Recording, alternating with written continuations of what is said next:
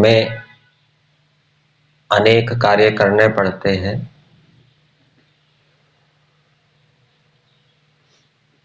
कुछ काम प्रमुख होते हैं, कुछ काम गौण होते हैं। प्रमुख काम भी अनेक होते हैं, तो उसमें भी चयन करना चाहिए कि कौन सा प्रमुख कार्य सबसे पहले करने योग्य है और उसी में सारी शक्ति लगानी चाहिए। यदि अनेक प्रमुख कार्यों में शक्ति लगाएंगे तो वो शक्ति का क्या है, बंटवारा हो जाएगा।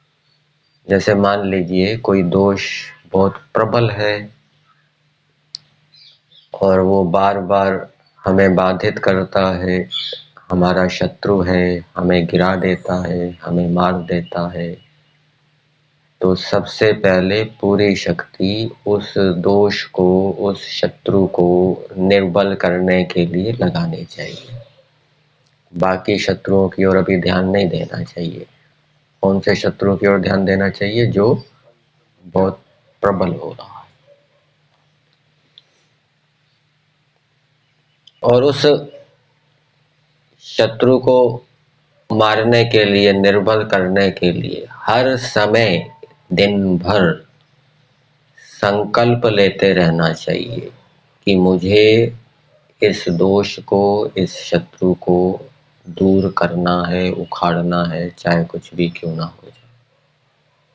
और दिन भर योगाभ्यासी व्यक्ति उस दोष से, उस शत्रु से जो हानियां हो रही है, उस हानियों के ऊपर भी जब भी समय मिले, स्नान कर रहा है, झाड़ू लगा रहा है, कपड़े धो रहा है, पात्र साफ कर रहा है, उस समय उसकी हानियों के ऊपर विचार करता है। यात्रा में जा रहा है, खाली बैठा है, उस समय भी वो उसकी हानियों के ऊपर विचार करता है।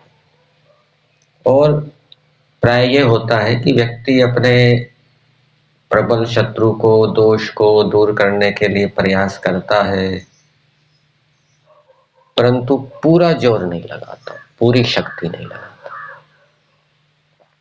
और पूरी शक्ति यदि लगाता है तो ईश्वर से प्रार्थना नहीं करता, ईश्वर के सामने अपने दोषों को नहीं रखता, ईश्वर से बल पराक्रम सहायता की याचना नहीं करता। ये कमियां व्यक्ति के अंदर देखी जाती है।